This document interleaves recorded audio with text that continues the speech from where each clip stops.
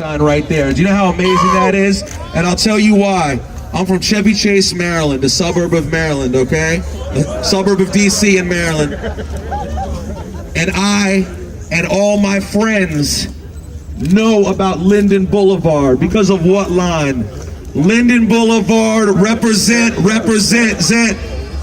How right is it that Phife Dawg will have his name right here on Linden Boulevard?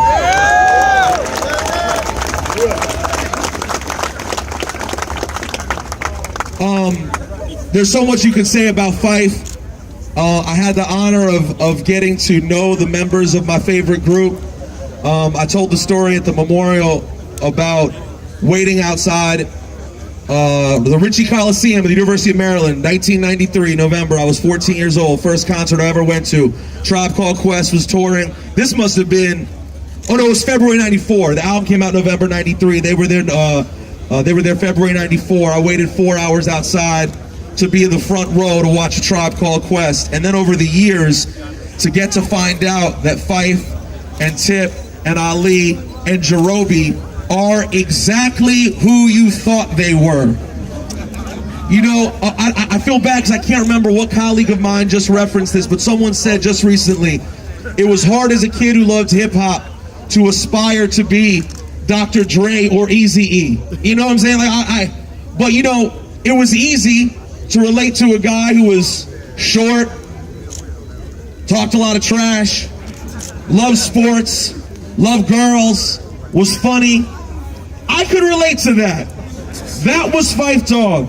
That was a Tribe Called Quest. That's what made them so important. You know, I loved, you know, growing up I was obsessed with Mobb Deep and MOP and NWA and so many other groups, and I never sought out hip-hop that I related to and experienced per se.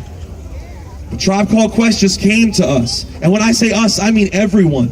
Black, white, brown, every color relates to a Tribe Called Quest. And how profound is it that 3 days after one of the darkest days in this country's history, how real is it that we were brought this gift by a group that brings all of us together?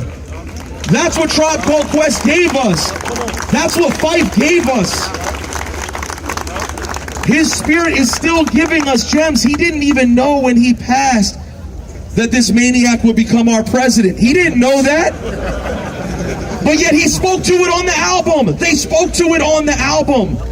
This wasn't a coincidence like Quest said. This was what was supposed to happen. And it is such an honor to get to be a part of anything related to a Tribe Called Quest, because there are a lot of groups that have touched my life. And I don't know, you can make noise if you feel the same way, because I grew up on incredible groups. De La Soul, I grew up on the far side. Speaking of Queens hip hop, like my man saying,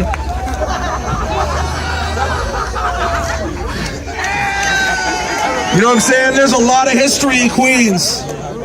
Shout out to Nas, shout out to LL, shout out to Run DMC, shout out to Onyx, shout out to Large Professor.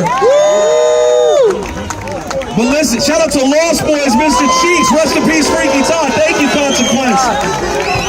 It goes on and on. Shout out to Marley, Mike Geronimo, Royal Flush. Man, it goes on and on. 50 Cent, of course, the whole G Unit. Guys, we can't do this all day. Queens is a very important borough, okay? That's right.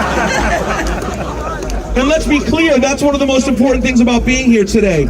More than any borough in New York City, in my opinion, Queens represents New York, okay? I grew up coming here. Actually, guys, I'm very proud of this. My parents are here today. They're buried here somewhere. And my parents took me once a month at least to go visit my grandparents in Rockaway Beach, Queens, 122nd Beach in Rockaway. And that was all I knew of New York when I was growing up, really, right?